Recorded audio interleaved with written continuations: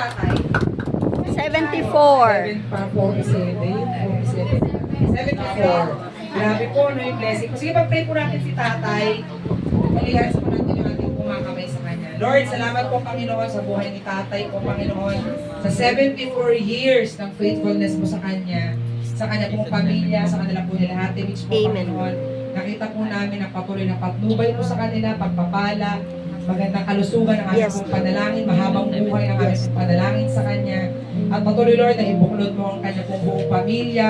I-bless mo, Lord, ang kanya pong mga anak, lahat po ng kanilang kabuhayan po, Panginoon. At even ang tahanan ito na ginagamit namin sa talabahan ay patuloy mong pagpalain. Lord, patuloy na kalakasan kay tatay po, Panginoon. Marami pa po siyang makikita pagpapala mula at galing sa iyo, God. Marami pong salamat, Panginoon, in Jesus' name. Amen. God bless you.